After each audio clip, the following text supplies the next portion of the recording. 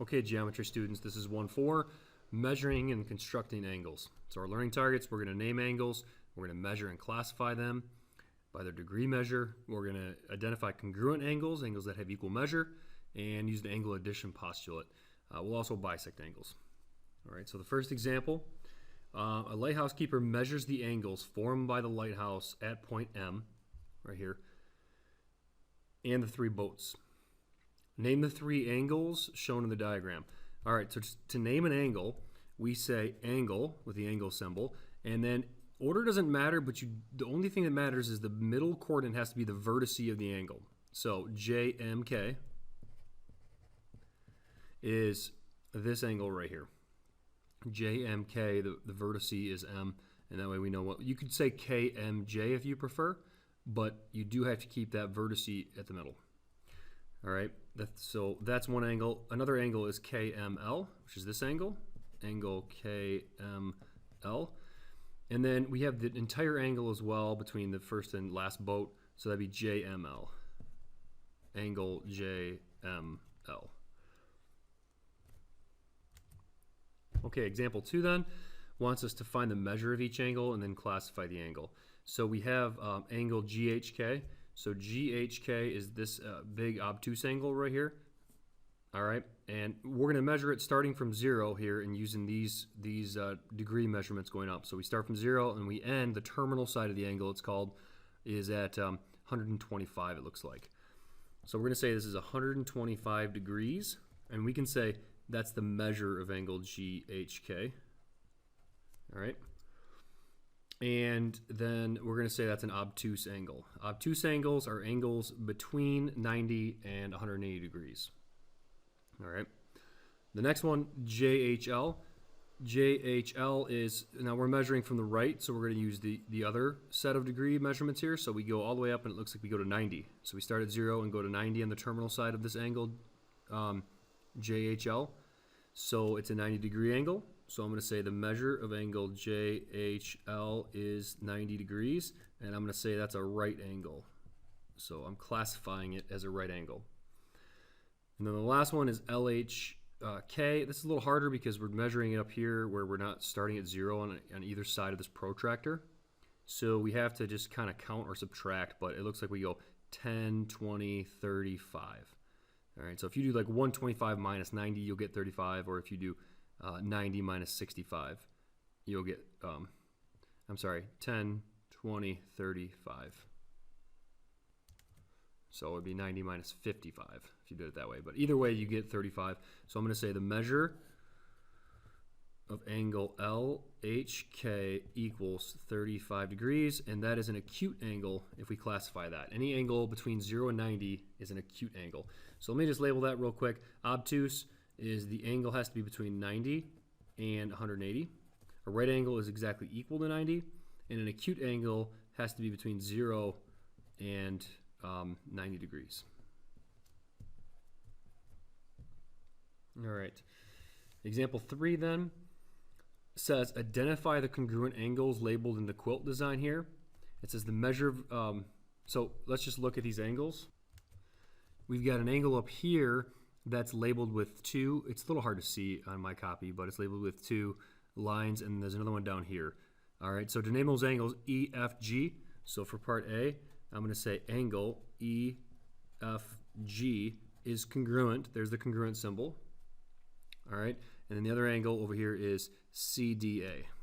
Angle CDA. All right.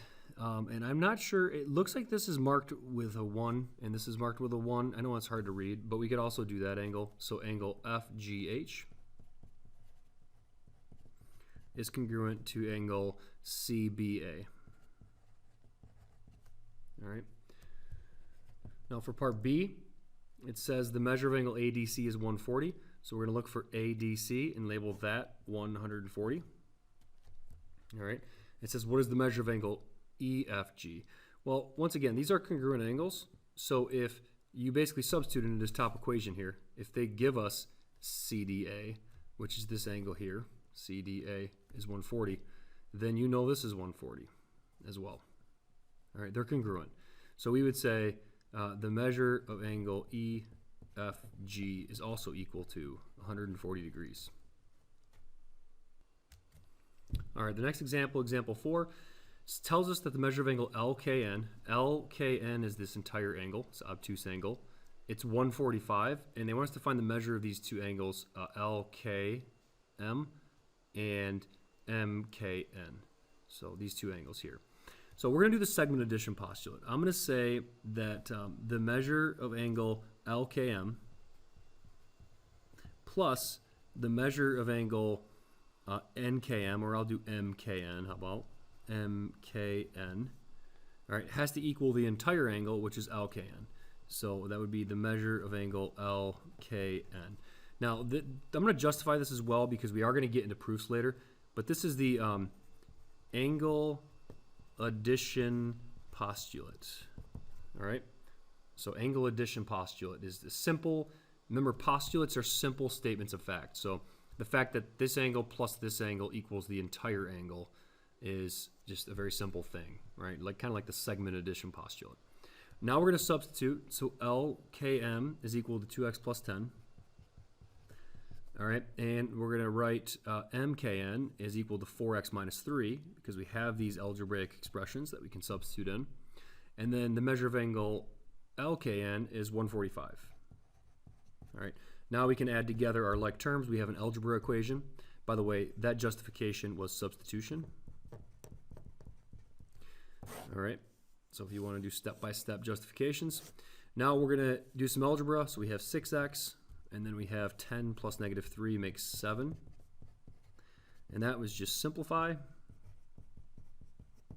And then we can subtract 7 from both sides. We get 6x equals 138.